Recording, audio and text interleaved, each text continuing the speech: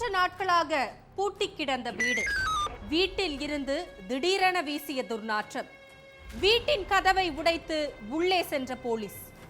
மரப்பெட்டிக்குள் அழுகிய நிலையில் சடலமாக கிடந்த மூதாட்டி.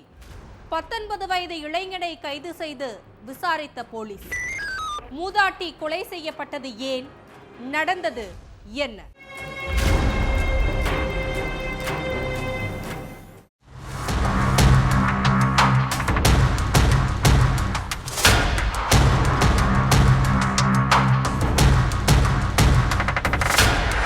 ரெண்டு 3 நாட்களா சின்ன பொண்ணுங்கிற மூதாட்டியோடைய வீடு பூட்டி கிடந்திருக்கு. மூதாட்டி தன்னுடைய மகன் வீட்டுக்கு போயிருப்பாங்கன்னு நினைச்சு கிராம மக்கள் அவங்கள பத்தி பெருசா கண்டுக்கல. 29ஆம் தேதி நண்பகல் மூதாட்டியோடைய வீட்டுல இருந்து ஒரே துர்நாற்றம் வீசி இருக்கு. வீட்டுல ஆள் இல்ல. அப்புறம் எதுக்கு இப்படி துர்நாற்றம் வீசுதுன்னு நினைச்ச கிராம மக்கள் அந்த வீட்டுக்கிட்ட போய் பார்த்திருக்காங்க. அப்போ துர்நாற்றம் தொடர்ந்து வீசினதால மூதாட்டியோட மகன்களுக்கு போன் பண்ணியிருக்காங்க கிராம மக்கள். அப்ப போனை யாருமே எடுக்கல. இதனால உடனே போலீஸுக்கு போன் பண்ணி தகவலை சொல்லிட்டாங்க. இதை கேட்டு சம்பவ இடத்துக்கு வந்த போலீஸ் அந்த வீட்டு கதவை உடைச்சுக்கிட்டு உள்ள போயிருக்காங்க.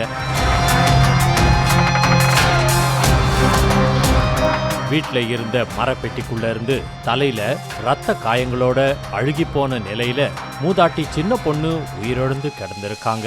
இத பார்த்த போலீஸ் சடலத்தை மீட்டு போஸ்ட்மார்ட்டத்துக்கு அனுப்பி வச்சுட்டு கொலையாளி பத்தி விசாரிக்க ஆரம்பிச்சாங்க. கடலூர் அடுத்த வீக்காட்டுப்பாளையம் கிராமத்தை சேர்ந்த மூதாட்டி சின்ன பொண்ணுக்கு 3 பசங்க இருக்காங்க. இவங்க 3 பேரும் கல்யாணம் பண்ணிக்கிட்டு தனித்தனியா வசிச்சுக்கிட்டு இருக்காங்க. இதுல கடைசி மகன் சுப்பிரமணியத்துக்கு ராஜ்பிரியன் ஒரு மகன் இருக்கான். எந்த ஒரு வேலை வெட்டிக்கும் போகாத ராஜ்பிரியன் வேண்டாத சேர்க்கையால ஊதாரியா ஊர் சுத்திக்கிட்டு இருந்திருக்கான். அப்பப்ப செலவுக்கு தன்னுடைய பாட்டி கிட்டையும் பெத்தவங்க கிட்டையும் பணத்தை வாங்கி செலவு பண்ணிக்கிட்டு இருந்திருக்கான். ராஜ்பிரியன் எந்த ஒரு வேலை வெட்டிக்கும் போகாததால பெத்தவங்க அவனுக்கு காசு கொடுக்கறத நிப்பாட்டிட்டாங்க.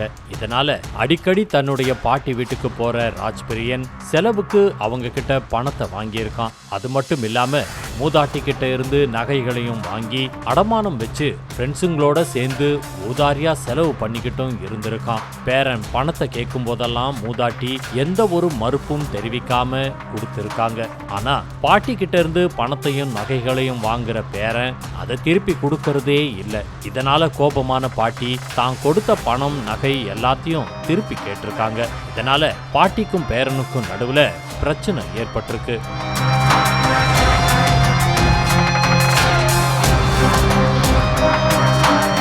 கையில இருந்த பணம் எல்லாத்தையும் செலவு பண்ண ராஜ்பிரியன் மறுபடியும் பாட்டி வீட்டுக்கு போயிட்டு செலவுக்கு பணத்தை கேட்டிருக்கான். அதுக்கு சின்ன பொண்ணு, நீ என்கிட்ட வாங்கின பணம் அடமானம் வச்ச நகை எல்லாத்தையும் திருப்பி கொடுத்துட்டு அப்புறம் வந்து பணத்தை கேளுன்னு திட்டி இருக்காங்க. இதனால கோபமான பேரன் ராஜ்பிரியன் மூதாட்டிய சரமாரியா தாக்கி இருக்கான். இதுல தலையில பலத்த காயம் அடைஞ்ச மூதாட்டி சம்பவ இடத்திலேயே உயிரிழந்துட்டாங்க. அதுக்கடுத்து சடலத்தை வீட்டுல இருந்த மரப்பெட்டிக்குள்ள மறைச்சு வச்ச பேரன் வீட்டை வெளிப்பக்கமா பூட்டிக்கிட்டு தன்னுடைய வீட்டுக்கு போயிட்டு ஒன்னும் தெரியாத மாதிரி இருந்திருக்கான்.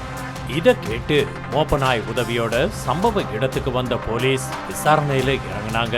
அப்போ அந்த மோப்பநாய் நேரா ராஜ்பிரியனோட வீட்டுக்கு போயிருக்கு. அதை வச்சு அவரை கஸ்டடியில எடுத்த போலீஸ் அவர்கிட்ட விசாரணை பண்ணி எல்லா உண்மையையும் வெளியே கொண்டு வந்திருக்காங்க.